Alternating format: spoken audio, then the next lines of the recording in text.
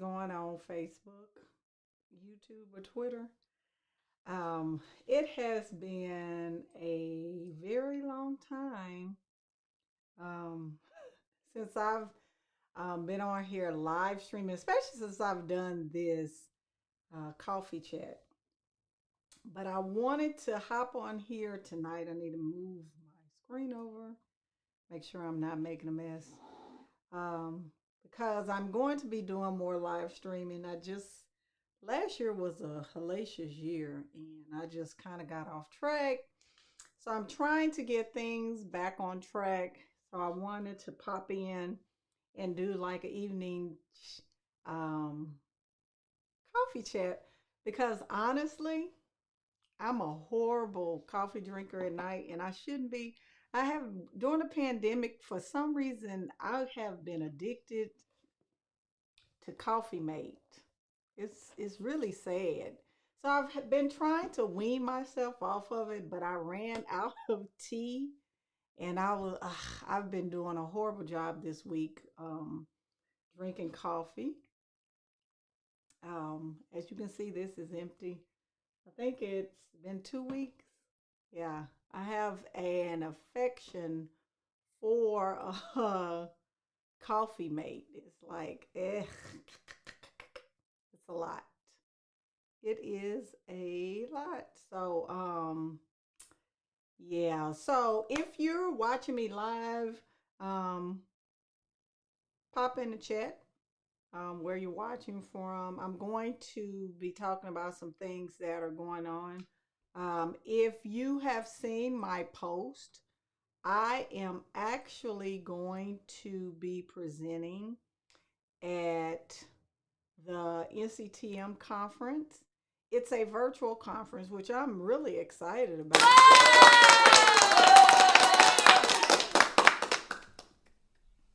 So I am excited about that and can't wait to share. I think it's something new that they're doing.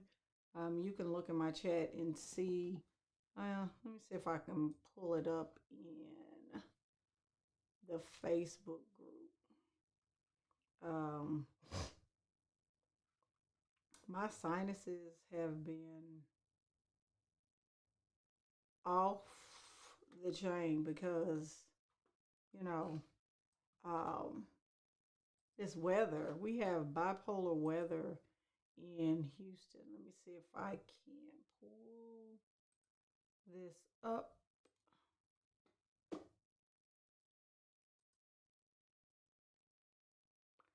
Yeah, look at me. Let me see if I can get it bigger. Yeah, so I was invited, I guess, a couple of months ago. Here it is, the announcement. If you're in my Facebook group, um, you can click on the link and find out more about it.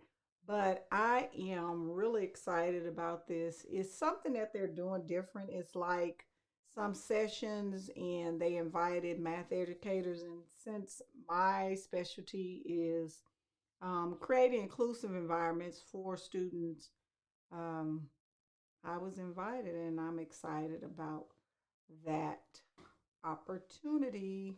So back to me. Hi, Courtney. I have been kind of just revamping some things, and one of the issues I'm having is like behavior is off the chain at these schools. Like even at my school, we are having countless behavior issues.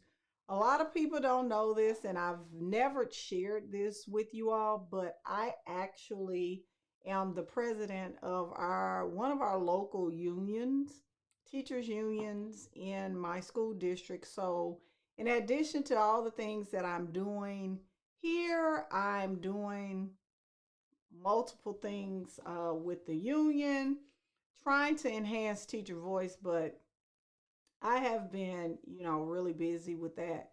But that's one of the other additional things that I do in addition to math intervention and teaching. So it's just a lot going on around the country with student discipline. It has been difficult. Like last year was really, really difficult to actually teach and get some things in place. And even with the mass exodus of educators, and not just educators, but administrators, superintendents, they were like, I'm out of here.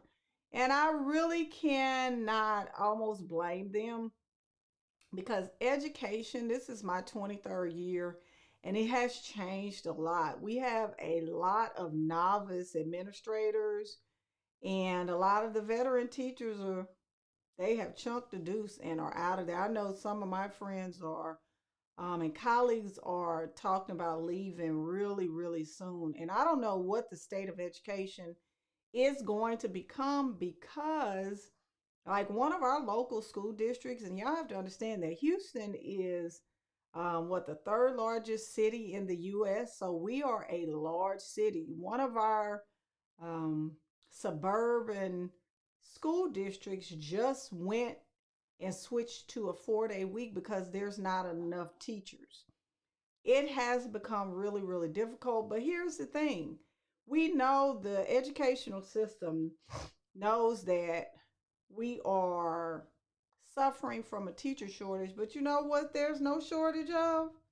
There's no shortage of um, taking away off duties from educators. There's no lessening the standards. It's just constant full steam ahead. And then we have, on top of all of this madness, no, special ed is really, really, really suffering in our district with the lack of teachers, especially like our behavior classes, our special education teachers. They are out there. Even before the pandemic, they were gone. But like really trying to get support for special education students, it is difficult. It really has been. The teachers are not there. And I honestly don't know what's going to happen. I know my students have made gains this year. They're still making some gains, which I am pleasantly surprised in light of all of the stuff that's going on, especially my SPED students. But it has been really difficult, revolving door with the students, and with just trying to keep focused. I would be lying if I said that I was not looking forward to the end of the school year. I am. And it's not because of the students, it's just so much that we're having to deal with. And then you're dealing with administrators who won't listen. That is our biggest issue in this crisis. We still have that age old problem where administrators think that they can do what they want to do and not listen to teachers. And that's my soapbox this year. And I apologize if you are an administrator and you are watching this, but what I can encourage you all to do is listen to your teachers. Because at the end of the day, to be honest with you, schools can run without administrators, but they will come to a screeching halt without teachers. And if you are a teacher in the same situation, we have 12 weeks of school left, praise God. 12 weeks of school left. And I'm just being honest. I am not going to ever get on here and act like everything is peaches and cream, because it's not. Everything is not all roses. But fortunately, I've been teaching a long time, and yes, it may get on my nerves, but honey, some of these new teachers have gotten out of here for the lack of support that they are getting at the schools. And, it's really unfortunate that, we're in this state with educators. It really is. But I try to support my colleagues as much as I can, as much as my 23 years of experience will afford me to support and help them.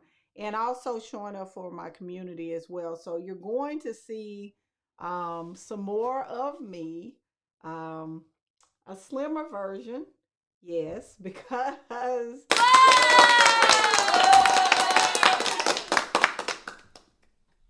um, it just doesn't um, it doesn't make sense. So I'm going to be showing up. I have lost some weight, so you can see my face is a lot thinner. And I don't know. During the pandemic, I don't know. I think I kind of lost my mind.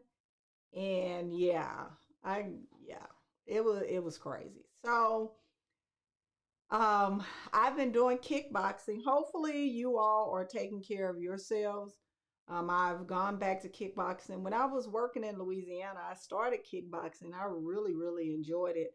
But when I moved back to Houston, I didn't have, you know, that outlet. So there's a kickboxing. I love kickboxing down like 10, 20 minutes from me. And I go there. And when you talking about a release, yes, it is. It's a release that I needed. And if you don't have an exercise regimen, you need to get one. Even if it's just walking in the park, because I have a trail not too far from my home. And when life is a mess, I will go down there and get lost in nature. And it is great. It really is.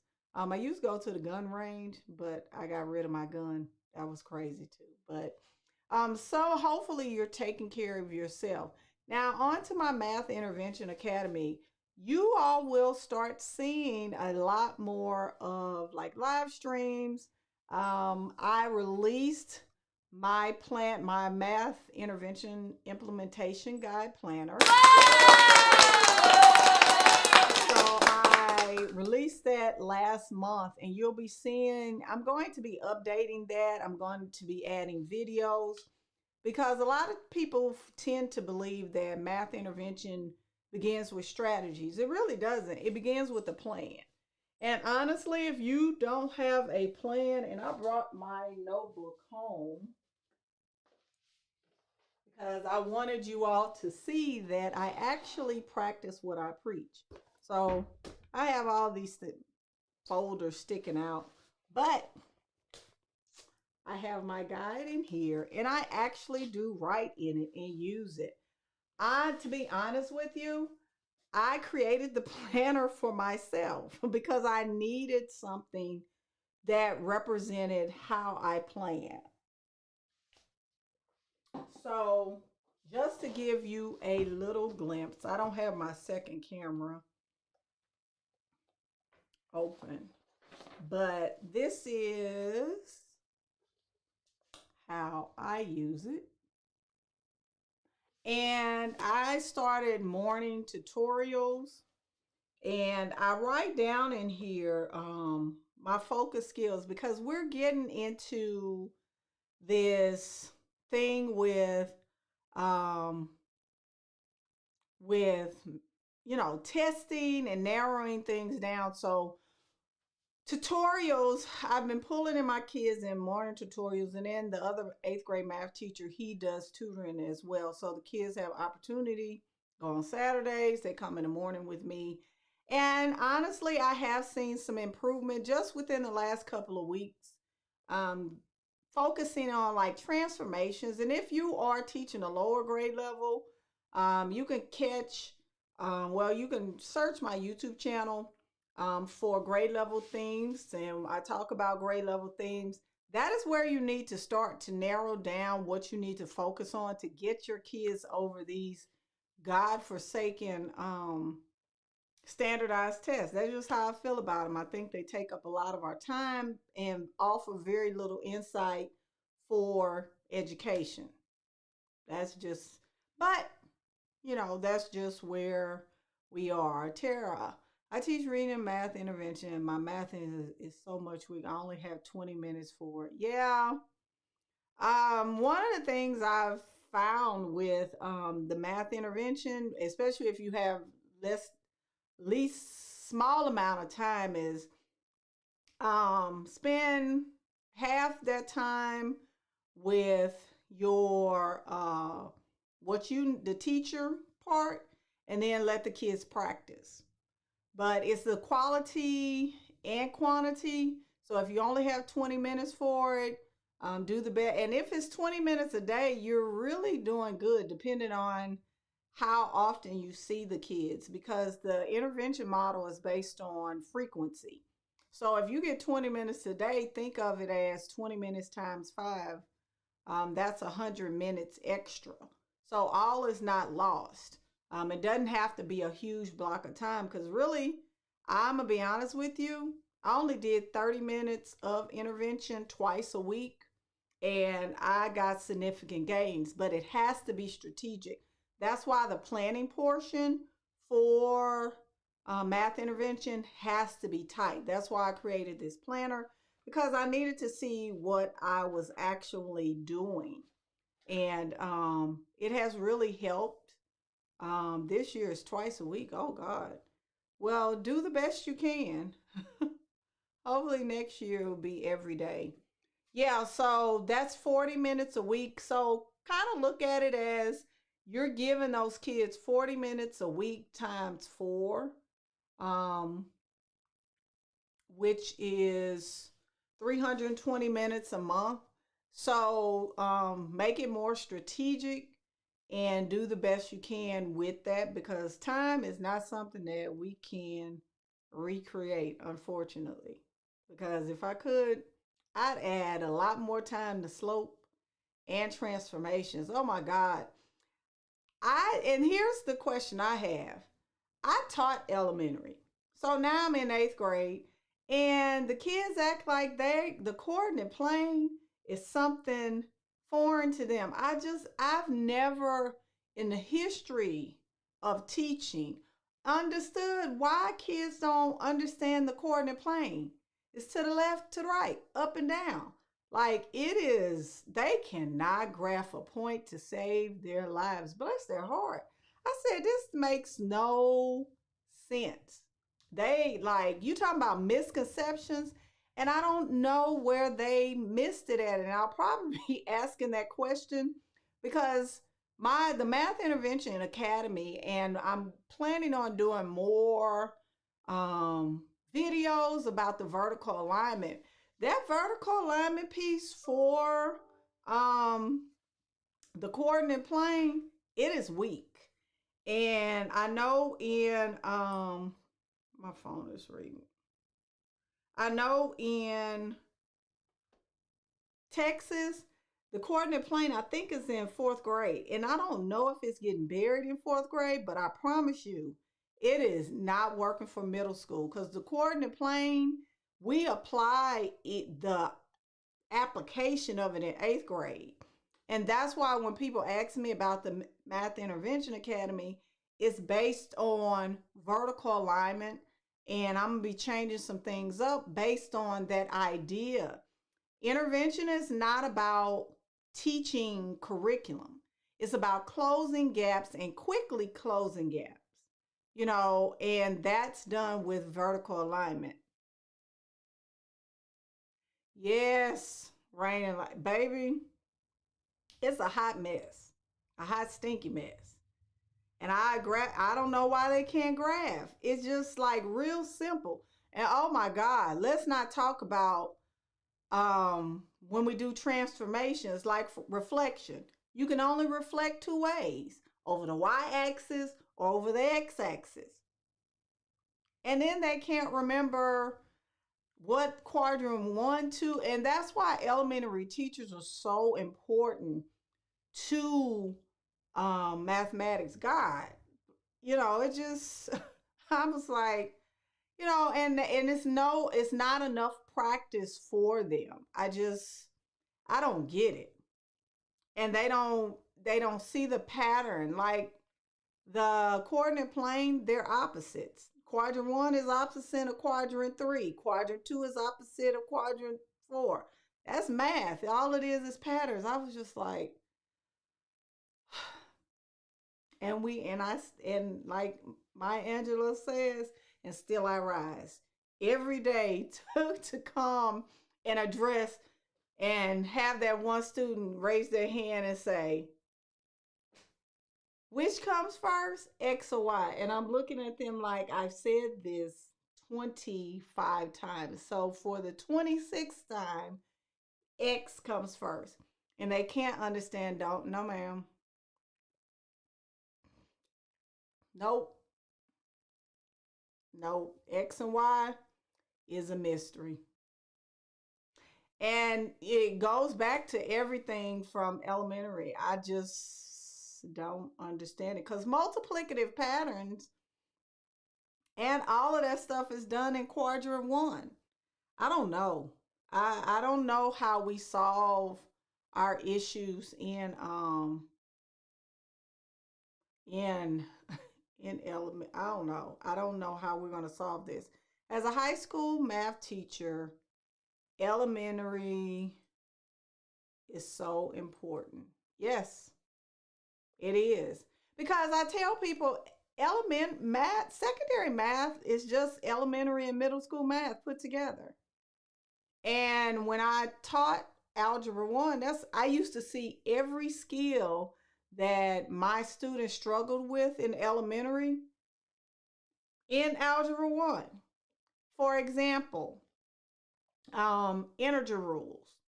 Integer rules is just a number line.